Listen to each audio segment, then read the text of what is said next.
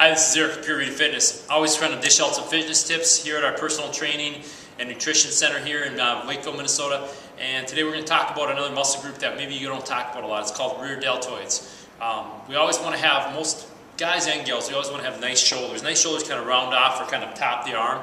Problem is because of a lot of our training programs focus a lot on our pushing movements, which develop the front delt, and a lot of times we forget about the rear delt, which helps with posture, but also helps give our delt that nice rounded shaped appearance. So one of my favorite exercises is called the side lying raise.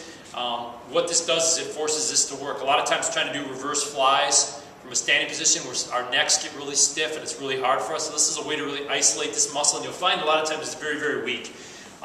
So what you're going to do is you're going to lie down on your side, bring your knees up to 90 degrees, and you're going to put your pinky right up to the edge here, and you want to cradle your neck. That way your neck can't help out. That way your shoulder's forced to do the work.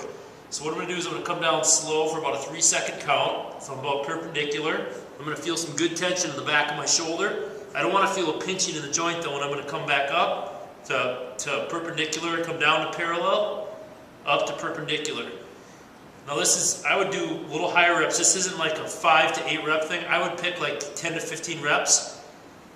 And then one of my favorite things is just to do what I call flapjacks. I'm going to go right here, the other side. Same thing, keeping my elbow at the same, I'm not bending my elbow, I'm keeping my elbow fixed. And then what I can do to add a little bit more to this is like each time I come back, I can change my hand position just to get it a little bit different. So notice I change my wrist position this way.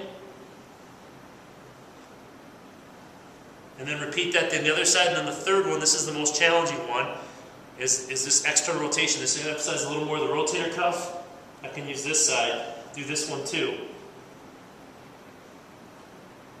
And you only need about, women I'd start with 3 to 5 pounds, guys probably 10 to 12 pounds. Not a lot of weight needed on this exercise. So what you can do is change hand positions every time. Start with the external rotation position. This one here.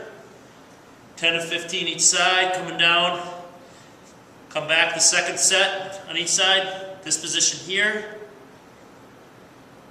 third position, this position here. And just flip-flop side to side. This is a great way to round out a shoulder program.